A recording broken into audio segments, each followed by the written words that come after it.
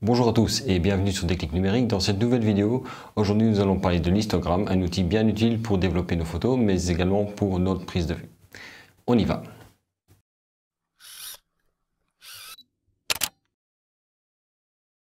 Alors, histoire de vous expliquer rapidement le contexte dans lequel je vais vous expliquer l'histogramme, derrière cet écran, j'ai, comme vous le voyez ici, une tasse qui est posée devant une charte de couleurs qui me sert juste de sujet pour la vidéo. Alors, ce que vous pouvez voir déjà ici à l'écran, c'est exactement ce que vous auriez au niveau du live view de l'appareil photo. Ce que j'ai fait, donc l'appareil photo est connecté à l'écran qui vous affiche donc le résultat. Donc pour l'instant, ce que vous voyez, c'est la scène qui est plutôt correctement exposée. Et donc ici, dans l'affichage, j'ai demandé à l'appareil photo d'afficher l'histogramme. La première chose, bien entendu, c'est de voir comment cet histogramme fonctionne. Comme vous pouvez le voir dans la fenêtre ici, j'ai donc un graphique qui représente la répartition des pixels en fonction de leur luminosité. Donc, pour faire simple, l'histogramme est un graphique en 2 dimensions qui, sur l'axe horizontal, représente la luminosité des pixels et sur l'axe vertical, la quantité de pixels pour la luminosité donnée. À gauche, on retrouve les tons sombres, à droite, les tons clairs. Ce qui veut dire que quand je vois par exemple ici un pic vers la gauche de l'histogramme, ça veut dire que j'ai une certaine quantité de pixels qui sont sombres. Il suffit de regarder la photo pour s'en rendre compte. J'ai tout le cadre ici autour de la lumière de couleur. J'ai également quelques endroits au niveau de l'arrière-plan qui sont sombres, ce qui explique que j'ai une forte quantité de pixels ici qui sont clairs. Par contre, si je regarde la partie droite de l'histogramme, j'ai toute une zone ici qui est fortement exposée. J'ai un grand nombre de pixels dans la zone claire de l'histogramme, ce qui correspond à la tasse, au plan de travail et également à la charte de couleurs qui est relativement claire. Alors, en quoi cet histogramme peut-il vous aider à la prise de vue? Si vous travaillez au live view ou quand vous prenez une photo, généralement, quand vous faites la revue de votre photo, vous allez pouvoir avoir l'histogramme qui est affiché à côté de celle-ci. Ceci vous permet déjà de vérifier, par exemple, si vous n'avez pas une photo qui est cramée ou qui est bouchée. Si jamais vous voyez apparaître une crête ici à gauche, avec des pixels qui sont vraiment collés à l'axe à gauche, ça veut dire que vous avez des pixels qui sont totalement noirs et dans lesquels il n'y a aucune information de couleur. Si jamais vous avez des pixels collés totalement à droite ici, ça veut dire que vous avez des pixels qui sont totalement cramés et pour lesquels c'est un blanc parfait où il n'y a aucune information de couleur. Pour vous montrer ça, je peux simplement changer le réglage de l'appareil photo.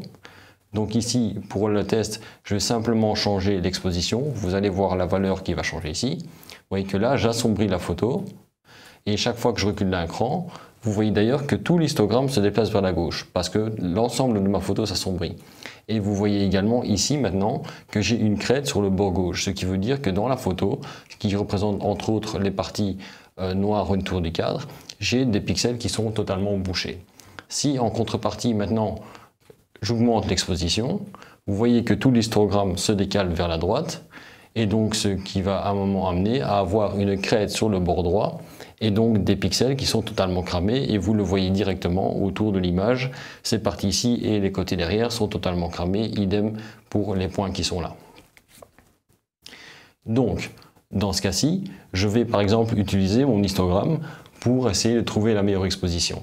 Alors la meilleure exposition, ce n'est pas quelque chose que vous allez pouvoir définir comme ça, il n'y a pas un bon histogramme à trouver, mais en fonction de l'ambiance que vous voulez donner à votre scène, en fonction de la luminosité présente, vous allez pouvoir déterminer si vous devez avoir majoritairement des couleurs claires ou majoritairement des couleurs foncées. Ici, je suis dans une scène qui est relativement équilibrée, donc je vais essayer d'avoir un histogramme où il y a beaucoup d'informations dans la partie droite et moins dans la partie gauche, ce qui est quasiment correct.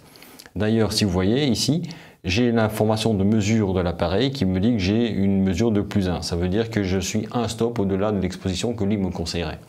Donc si je veux ramener ça à ce que lui conseillerait, je vais simplement changer le réglage de mon appareil en diminuant l'exposition d'un arrêt.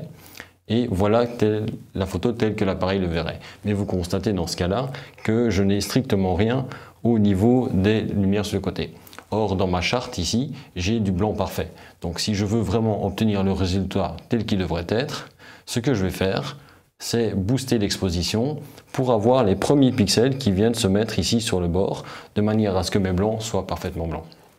Alors, une autre manière de voir l'histogramme, c'est aussi de comprendre les contrastes qu'il y a dans votre photo. Ici, par exemple, ce que je vois, c'est que j'ai une répartition complète au niveau de l'histogramme, mais quand même avec beaucoup d'informations dans les sombres et vraiment énormément d'informations dans les tons clairs, mais moins dans cette tranche-là. En fait, ça se traduit simplement par une zone très claire ici et en opposition des zones très foncées dans la photo, ce qui est une preuve de contraste.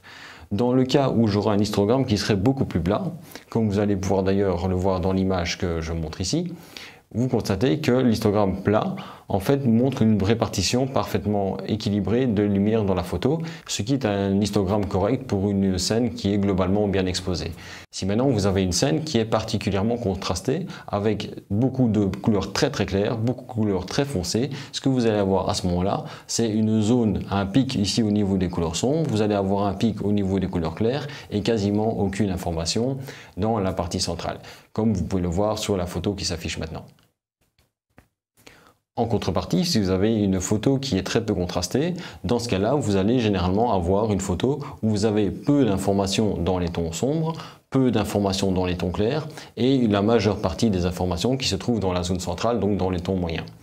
Je vous montre un exemple d'une photo de ce genre-là ici, avec l'histogramme associé. Donc, que dire de plus au niveau de l'histogramme? C'est un outil qui va donc vous permettre à la prise de vue de pouvoir vérifier votre exposition. Donc au moment où vous prenez la photo en live view ou au moment où vous faites la revue, vous allez pouvoir lire l'histogramme pour voir si la répartition de la luminosité des pixels correspond à ce que vous voulez rendre. Donc par exemple, si vous avez une photo de type clair-obscur avec une partie très sombre et une partie très claire, à ce moment-là, vous allez avoir un histogramme très contrasté, un pic à gauche, une partie plate et un pic à droite. Si maintenant vous avez une scène qui est globalement bien exposée, vous allez avoir généralement une répartition très uniforme au niveau de l'histogramme.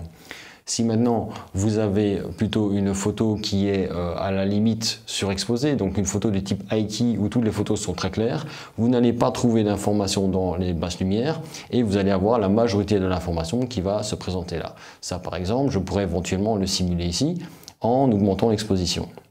Vous voyez que si j'augmente l'exposition, je suis à la limite de cramer l'information ici, je n'ai aucune information dans les tons sombres là, et un tout petit peu d'information dans les ombres et un tout petit peu d'information dans les tons moyens, mais globalement l'image est particulièrement claire.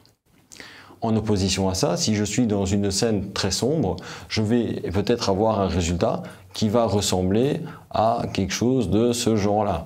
Donc vous allez avoir à ce moment-là beaucoup d'informations dans les tons sombres et très peu d'informations dans les tons clairs, peut-être juste les détails qui ressortent de la photo. Mais de nouveau, il n'y a pas un bon histogramme, tout dépend de la scène dans laquelle vous êtes et tout dépend de la luminosité qui est présente. Alors, ce qu'il faut noter aussi, c'est que vous pouvez avoir un histogramme qui se présente d'une manière un petit peu différente. Ici, ce qu'on a, c'est un histogramme de luminosité, c'est-à-dire qu'on ne tient pas compte des couleurs. Parfois, vous pouvez avoir un affichage où vous voyez également une courbe pour les rouges, une courbe pour le bleu et une courbe pour le vert. Dans ce cas-là, vous avez un histogramme qui vous représente les couleurs, avec éventuellement la possibilité de voir le décalage. Ici, je me suis concentré uniquement pour celui de la luminosité, parce que si vous travaillez au niveau de l'exposition, le problème des couleurs est totalement différent. Ici, vous voyez uniquement les informations en termes de luminosité, ce qui vous permet donc de définir si votre image est bien exposée ou non. Donc, pour récapituler, l'histogramme, c'est un graphique qui représente horizontalement la luminosité des pixels, verticalement la quantité de pixels en fonction de la luminosité. Et donc, on va pouvoir, grâce à ça, lire les informations de luminosité de l'image. Cet outil, vous allez pouvoir l'employer pour le développement, vous allez pouvoir l'employer également à la prise de vue. Au développement, ça va par exemple vous permettre de vérifier que vous n'avez pas cramé un élément ou que vous n'avez pas bouché un élément ou que vous avez éventuellement amélioré le contraste. D'ailleurs, en jouant sur les curseurs de contraste, si vous faites le test, vous verrez que quand vous augmentez les contrastes dans Lightroom, vous allez étirer en fait l'histogramme parce que le contraste, c'est assombrir les couleurs sombres et c'est éclaircir les couleurs claires. Donc ça veut dire que vous allez tirer d'un côté et de l'autre. En contrepartie, dans Lightroom par exemple, aussi, si vous jouez avec le curseur d'exposition, vous allez faire exactement la même chose que moi je fais ici. Donc si je descends l'exposition dans Lightroom, je vais en fait reculer mon histogramme vers la gauche. Si j'augmente l'exposition dans Lightroom, je vais faire exactement le même effet ici, qui est de surexposer la photo. Et donc obtenir les mêmes résultats qu'à la prise de vue, avec une perte de qualité certes, puisque vous allez chercher de l'information où il n'y en a pas, mais au niveau de l'histogramme, vous obtiendrez la même information. Voilà donc pour l'histogramme, j'espère que cette vidéo vous aura plu, j'espère que vous pourrez maintenant mieux voir à quoi sert l'histogramme et à le comprendre et de voir comment vous pouvez l'interpréter pour analyser vos photos. Si vous avez aimé cette vidéo, n'hésitez pas à mettre un petit pouce, n'hésitez pas à mettre des commentaires en dessous de la vidéo pour me dire ce que vous en avez pensé ou si vous avez éventuellement des conseils ou des commentaires à donner par rapport à cela. N'oubliez pas de vous abonner à la chaîne si vous aimez mon contenu et sinon moi pour le reste, je vous dis à bientôt sur Déclic Numérique.